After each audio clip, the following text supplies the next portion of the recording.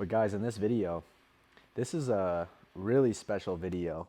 I've been working on this for probably 3, 4 years now. I first had the idea of it,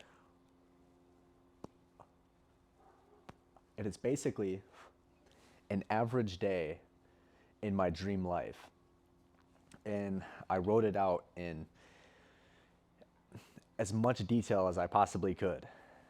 And I kind of wanted to read it to you guys and maybe give you some inspiration to go and do one for yourself. Average day in your dream life. Sorry about that. You got it on here on the MacBook. So, as you can see right here, got it all written down. Yeah, I've been over the last, couple of years, I've been critiquing it, just making it more defined, really. Like I have the outline of the average day in my dream life, but I've just over the years I've learned a lot. I've experienced a lot more.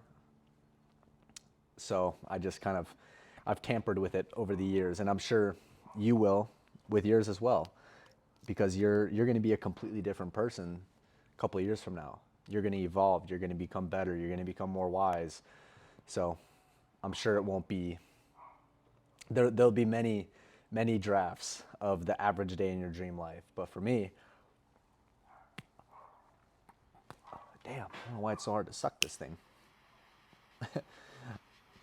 For me, since I was a kid, I'm not sure if I brought this up in a video yet, but since I was a kid, my parents and my dad, we had a boat, a speedboat. Nothing, it was nothing crazy. It was like a rinker, you know, nothing crazy. It was a lot of problems actually. It caused my dad a lot of problems, but damn, this thing is just making a mess now.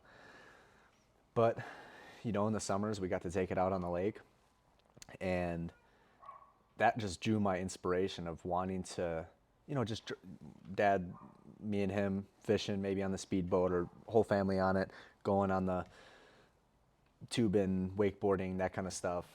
And occasionally throughout the day on the lake, we would drive past the lake homes, and I would just see those lake homes, man, and I'm like, damn, one day. And I'm grateful for the opportunity that I had last year. My buddy,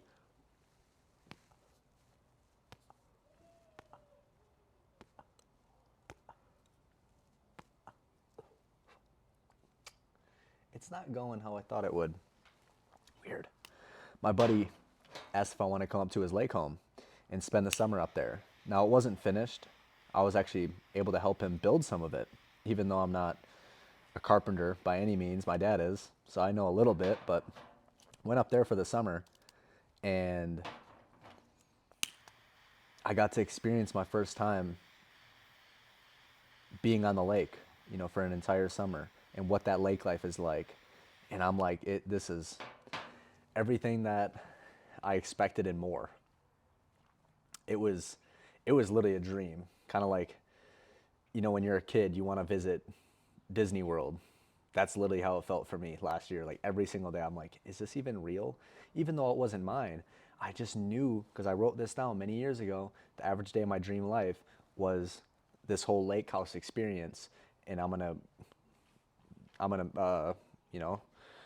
talk about it in a few minutes. But going up there and just experiencing, I'm like, this is just getting me one step closer to the average day of my dream life. I'm not there yet, but I'm getting there.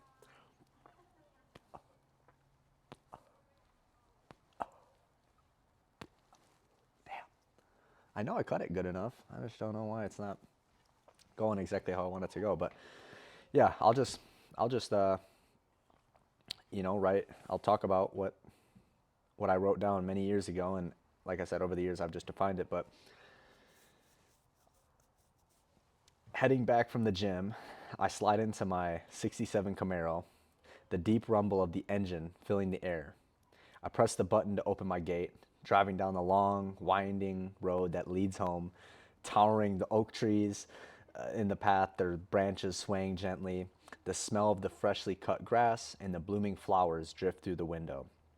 So as you can already see, I'm pretty detailed just off of like the car that I'm driving, me having to press a button to open my gate, driving down my windy road to get to my home. I've always wanted that since I was a kid. I mean, just a long windy road to get to my house.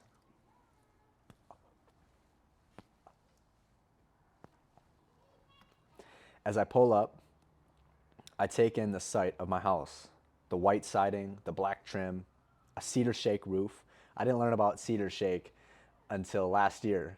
You know, like I said, I spent the summer up on my buddy's lake home, and we're in development. You know, he's building it. Like I said, I was working on the lake home, so I've learned a lot just over the last year spending that summer up there about material and just all of this stuff when it comes to building a home. So I'm like, oh, cedar shake, that would be beautiful in my lake home.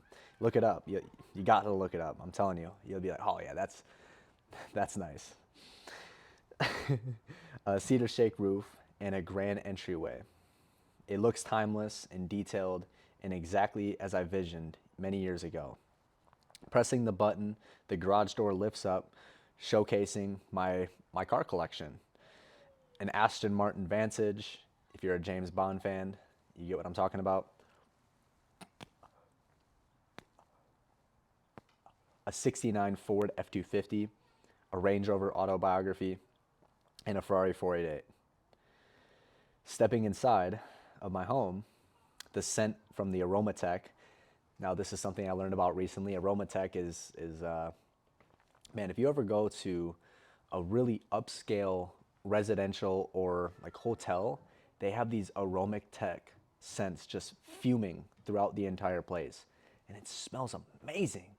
I mean, when I lived out in Miami, Florida, or Sunny Isles, Florida, literally all the Jade Signature, the Porsche Design Tower, the Muse, all of the it was on Collins Ave. So if you look it up, Sunny Isles, Florida, and Sunny Isles Beach, there's like all of these top tier residential buildings, and literally when you walk past them, I would walk past them pretty much every day when I would go for a walk, and I could literally smell the Aromatech scents fuming out of the uh, the entryway.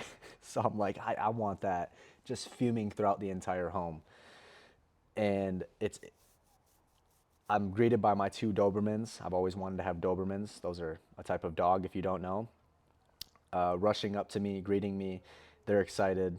And in the background, I hear a song playing, Do I Make You Wanna by Billy Currington. Now, this is a country artist that I've been listening to for many years now. He was popping like early 2000s. And that one song in particular, it's like, it definitely gets me a little bit emotional. It gets me in my feels, let's just put it that way. But that song's playing in the background. It's playing from the kitchen.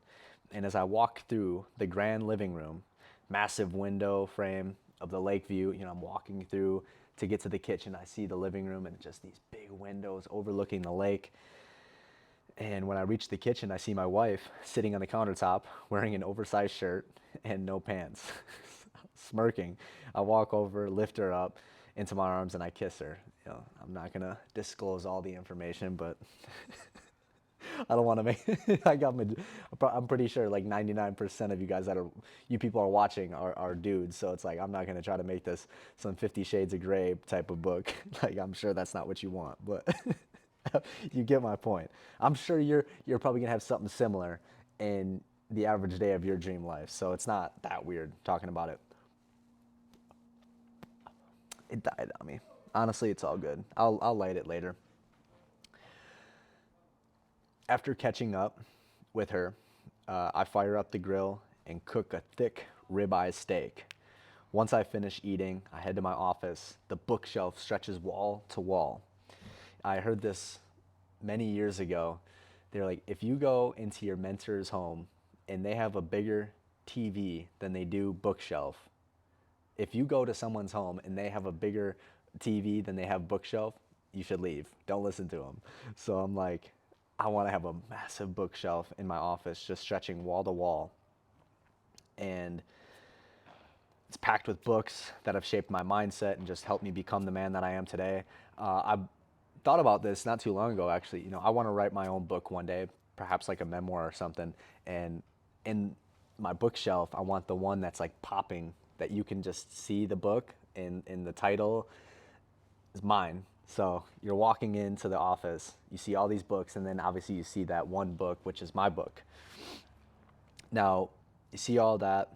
You also see a few mounted deer heads and bass trophies, reminding me of past experiences going out in the mountains, bow hunting with my buddies, or maybe fishing on the lake. You know, I'm into that stuff. It may not appear like I'm into that whole type of lifestyle, but I definitely am into it. There's seasons for everything, though. You know, over the last couple of years, I haven't been able to really go out and deer hunt and fish as much as I'd like. But one day, I really love to get really deep into that, especially bow hunting, going out in like Utah, the mountains, and elk hunting, something like that, some like Cameron Hanes type of stuff. That would be so awesome. So you see that.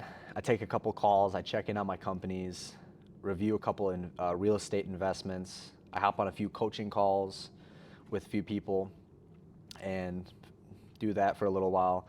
As the sun sets, I step outside. I pull out a Legado Privada cigar, the one I was talking about last night, the one that I was smoking in last night's video. I flip open my ST DuPont lighter. I got this from Tristan Tate. This is Andrew Tate's brother.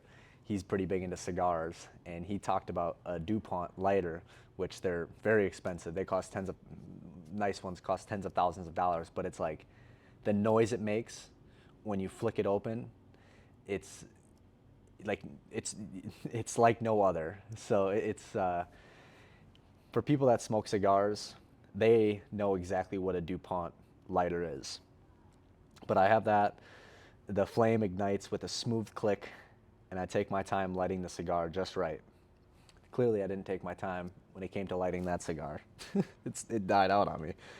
The first pull is rich, smooth, and exactly how I like it. I'm explaining the taste that I get from smoking my cigar. I walk down to the dock, the lake. I walk down to the dock, the lake calm and glossy. It's a perfect night. The air is filled with the sounds of crickets, birds, and frogs, a bass splashing into the distance, and the occasional call of a loon echoes across the water. The peace of it all hits me. You know, I'm out on my boat right now and I'm experiencing all of this. And I'm not sure if you've ever done this before, but there's been times where I'm just like, where I just want to be at peace and I'm around a bunch of chaos. I'm in maybe like the city, for example. There's some times where I'll just go and I'll play like summer night noises. And that's basically what I just talked about. It's like the crickets, it's the loon, it's the bass hopping over hopping out of the water, and the birds chirping, the frogs. It's just super peaceful, and it brings me, when I ever play that, have that playlist on my Spotify, when I play it, it takes me right to this. I just think about the average day of my dream life and being out on my lake on the boat on a sunset night, and all of that's going on while I'm smoking my cigar. I pull back towards the dock. I see my house glowing warmly in the night. You know, when you're pulling back in the sunset, so the stars are starting to come out, I'm finishing up my cigar, and I'm pulling back, and I just see this trophy home with these nice warm lights just really amplifying the house as I'm pulling back in, docking the boat. I see the willow trees. I mean, this was one of these girls my mom used to babysit. We used to go to her aunt and uncle's place, and they had these big willow trees pulling up to their place. And I'm like, man, I want that. I want some willow trees. These are just massive trees with beautiful leaves, and they're just swaying back and forth as I'm docking the boat. As I'm walking back to the house, I see my wife sitting in the rocking chair, waiting for me with a big smile. She looks at me like I'm the coolest, I'm the dopest guy in the world. I sit down beside her, and we just share a quiet moment together, taking it all in. And then we head inside to the movie room and throw on The Goonies, which is like my dad's favorite movie. We make some popcorn and sink into the cloud couch. The high-end speakers that I invested in, it makes the experience just that much better. I mean, I've always wanted to have a movie room in my house. I love watching movies, and I was actually writing down today. I'm like, maybe I could do a couple movie reviews and just relate it to certain movies that have really shaped me into the man that I am today. Because I'm really, really big into movies. I love good films. I mean, maybe one day I can start producing movies, something like that. But put that movie on, make some popcorn, good audio that just makes the movie that much better. And as the credits roll, we make our way to bed. I say my prayers, kiss my wife, have a conversation with God, and I get goosebumps thinking about it. Because many, many years ago, I literally wrote this down exactly word for word, and now I'm living it. So that was an average day in my dream life on the lake. And, whenever I'm down and out, just like, I don't want to work today. I honestly, there's times where I'll go back and just read that, and it will just fill me with inspiration, because I know what you write down, it has to it can. I mean, if you can, this is what Bob Proctor said. He said, if you can see it in your head, you can hold it in your hand. So I wrote it all down in detail, and I think I read it very often, and it just ingrains in my mind. Now, by me doing that over and over and over again, the repetition of it, it puts the right people, the places, and things that I need in my life to help me accomplish that. Like I said, last summer, my buddy invited me up to his lake home, and I got to experience that, which is putting me there. It's putting me in the right position to help me get that feeling, get that level of belief. Okay, if he can build a lake home and do X, Y, and Z, the things that I want to do, I know I can do it. I'm around it. I'm by him. I know I can do it. So it really does help when you get around people who have the average day that you want to live, and study them. Watch how they think. Watch how they operate. Watch what they do. And as you repeat that over and over and over again, getting around them, you're going to start to embody the results that they have, and it's going to help you create the average day in your dream life. So that's an average day in my dream life, and hopefully this helped give you some inspiration on, like, oh wow, I want to do that. Obviously it's good to have financial goals written down and materialistic goals written down, but I think it adds even more depth if you can write a day of your dream life in as much detail as you possibly can, where you can picture yourself there. Literally, you can put yourself there, like you know the type of clothes that you're wearing, the underwear that you got on, everything, all the little details. And those little details are what really help you create that dream life. I really believe that. The more detail you are, the more likely it is to happen. So make an average day in your dream life and send it over to me on Instagram. I'd love to read it, man. Obviously, as I'm making this video, I'm like, I want to make more average days in my dream life, because you put more and more of these things together, it just becomes more and more real. And like I said before, if you just repeat it over and over and over again, you're going to start operating on the right program. You're going to start operating on the right frequency, so that you can then, the universe, God, whatever you believe in, will start to give you the things that you need. It will start putting you in position to help you it'll help you accomplish the average day in your dream life. It'll help you get there. So I'll see you guys in the next video. I'm gonna relight the cigar, listen to some music, and then go cook some burgers.